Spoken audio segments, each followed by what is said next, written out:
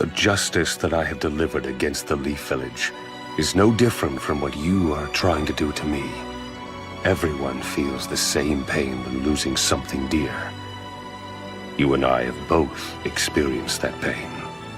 You strive for your justice, and I strive for mine.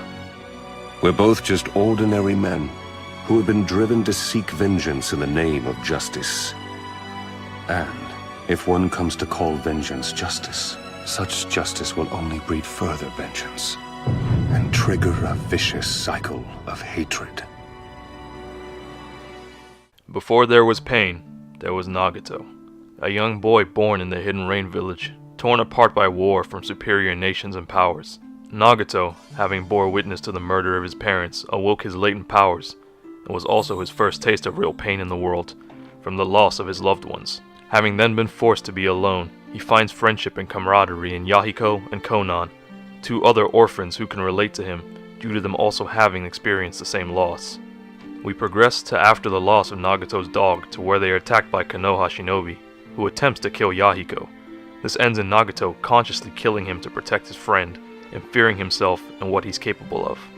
Later down the line, they are reunited with Jiraiya, who takes them in and teaches them to fend for themselves, but imparts Nagato with an important lesson in life, that the power he has can be used for good, and can be used to save, and that he should embrace himself for who he is and what he has, and Nagato resigns himself to protect what he treasures most. Eventually, the Akatsuki is formed as a peace group that solve problems without violence when not needed, and their dream of peace finally starts to seem more like a reality, up until Hanzo forces Nagato to kill Yahiko, and Obito kills their entire organization, leaving only Konan with him.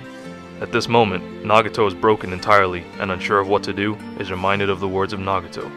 If this world will not change, then I will become the god of this world and change it.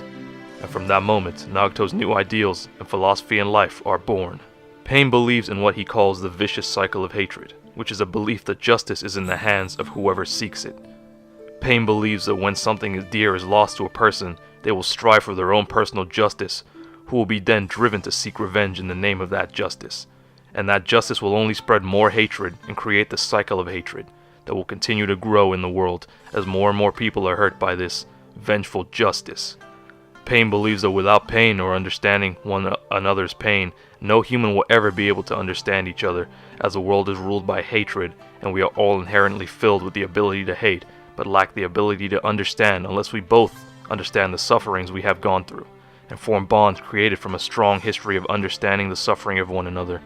Pain from then on decides that by creating a weapon strong enough to wipe out a nation, he can show the world pain and terror. By inspiring this, he can create stability in the world. Eventually, people forget that pain, and they choose to use the weapon on themselves and recreate that pain in creating momentary peace.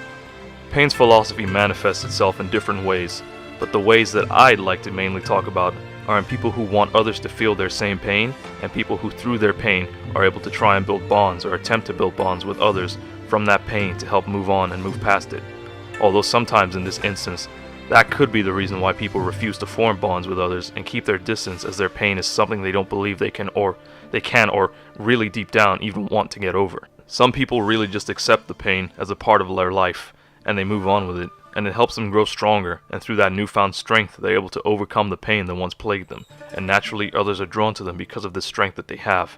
It's that positive energy that fends off the negativity that causes certain people to be drawn to one another, and really a connection that allows them to understand one another. However, on the flip side of this coin, we have the people who go out of their way to inflict this pain on others, the pain that they feel inside.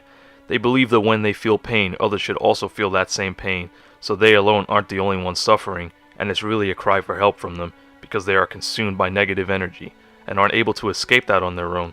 And all they really need is someone who can understand that pain, and pull them out from the darkness that they're trapped in. I agree a lot with Pain's ideology and philosophy, but I also believe that the way he went about it was fundamentally wrong. See, Pain was forced to experience things like war and death from an early age, but a lot of it was planned out and forced onto him.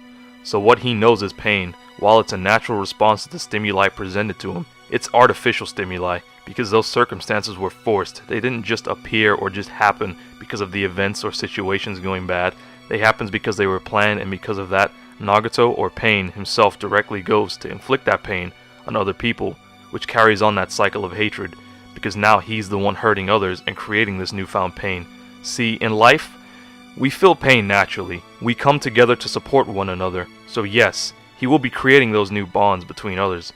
But I don't believe that the ends justify the means, because essentially he's going to create more and more people like him. Pain controlled life and death, so he could take life and could give life, and as a result, he became less of a person and more of a deity or a god, like an entity who cast away right and wrong and threw away any rules to achieve what it is that he desired. But at the end of the day, he was only playing God. He was still human, and humans make mistakes and make errors. Pain believes that you must know and feel pain to understand peace, but by causing pain to create his peace, does that really mean that you've created peace, or are you just controlling others with the fear of punishment or defying what you believe in? Does that not truly just end up creating more hatred and making the cycle of hate grow? We can't let pain or anger be our motivation, because anger only spreads hatred. Okay, so for this last part, I'd like to go into my experiences with both of these sides, because I have been both of these sides, and I can very easily understand both of these sides. Now, for me, there was a lot of stuff that I had gone through when I was growing up, but for the most part, it was kind of just a lot of anger and a lot of like hatred built up inside, like towards others and towards specific people because of situations that were out of my control that I was forced into. So it's kind of like, looking at other people around me at the time, I can still remember it was kind of like looking at somebody else and then looking back at myself and thinking, why is it that I have to be going through this when insert person here doesn't? Why am I being forced to feel this when insert person doesn't?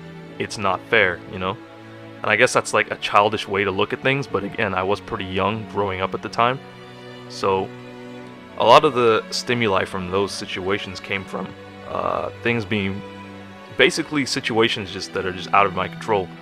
So in that sense, I can completely understand, not having that one person or those people reach out to you the way that Pain eventually ended up having to, change this way that he thought about things.